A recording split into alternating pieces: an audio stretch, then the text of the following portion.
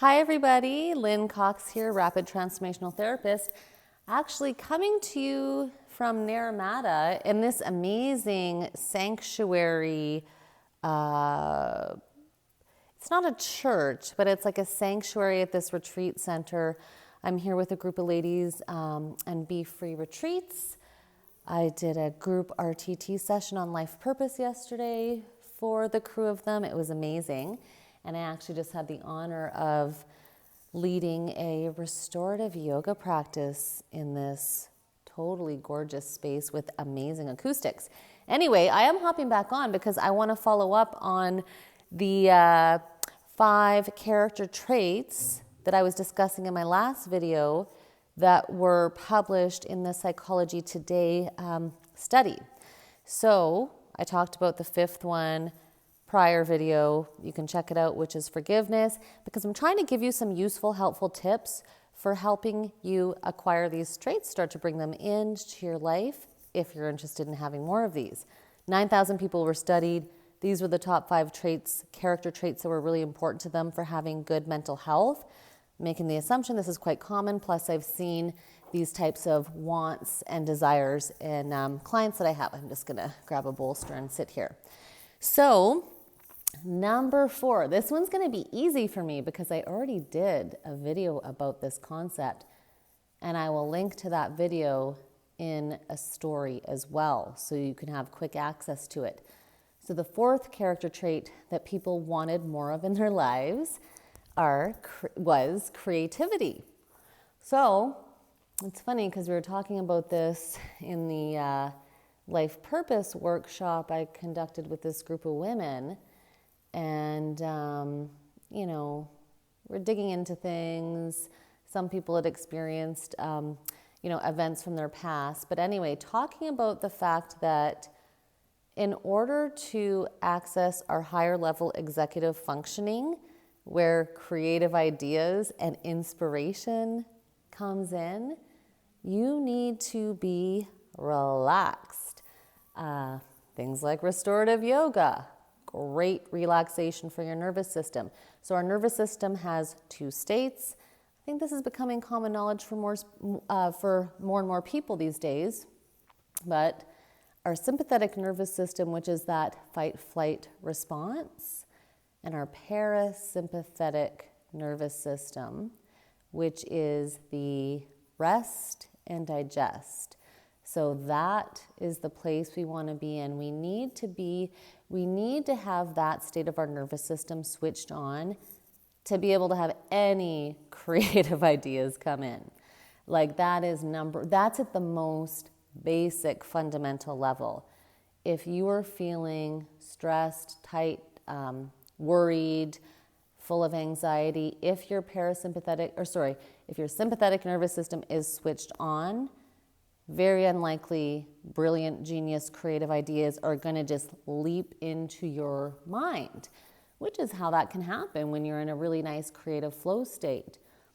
Creativity is so important, and I referenced this in the other video, but it is worth mentioning, and I think that leaders and employers maybe want to take note that, wanting people in an organization to be creative, to have creative ideas, creative solutions, kind of the last place in the world that you're going to get any of that good stuff from people is having them seated down in a room, staring at each other and on command and demand to being expected to be creative. I know personally, all of my best ideas, my best creative ideas typically come when I'm engaged in walking and not listening to something or not having my phone or my face in my phone, walking or doing things like exercise, martial arts, something where I feel nice in a nice, relaxed state, sitting down to meditate, ideas will just drop in. So we need to relax the nervous system. So things like yoga, movement, breathing. We're really, really shallow breathers typically. So focusing on inhaling slowly through your nose, imagine that you're fully, filling up your lungs And then exhaling either through your nose or your mouth, but thinking about squeezing your belly button to the back of your spine.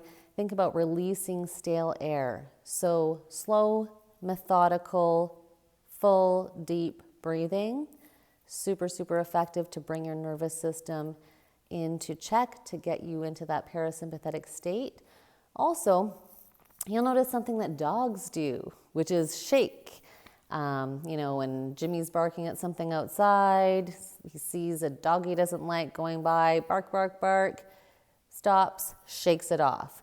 Shaking the body, and in particular, if you're standing, kind of coming up and down on your heels, this is a Qigong movement that can actually release stress. It's an instantaneous stress relief. Instantaneous stress relief, shake it off, bounce up and down on your heels, deliberate breathing, yoga practices, meditation, walking.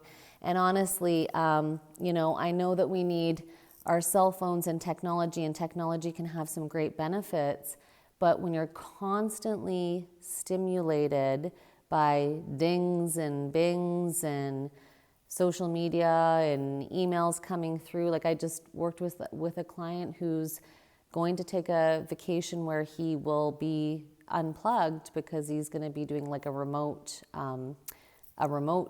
trip. And he said he's really looking forward to it.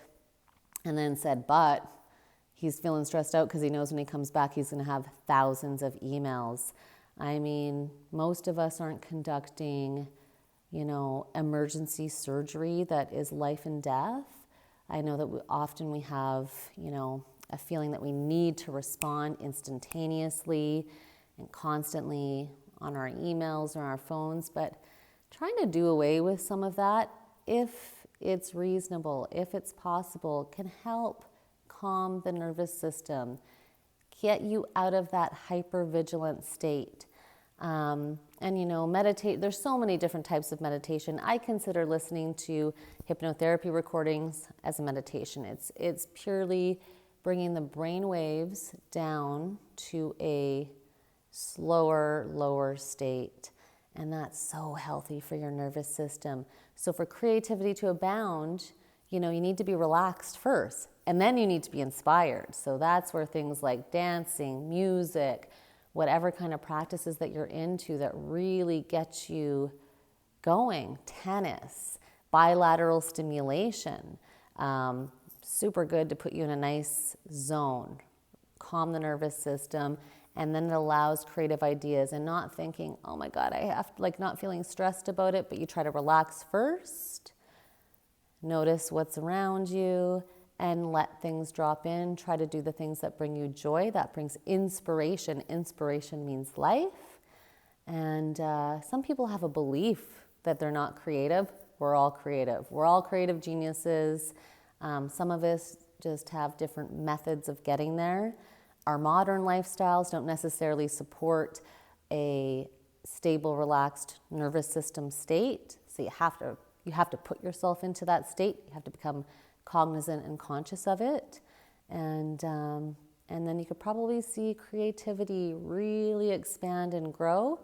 And yeah, maybe if you've got a team, have walking meetings. Give people time to be away from their desk. Movement really helps stimulate creativity as well. Sitting still and sedentary all the time, that's a killer. That's a creativity killer, I think, for most. Anyway, so I will do more videos on those 5 characteristics. I did one on forgiveness, talking about creativity right now and some things that you can do to maybe better access creative ideas, creative inspiration. And I'll post a few more on the 3 others, and I'll also link to the last video that I did a while back. I'll have to dig it out on creativity. So have a great day, everyone.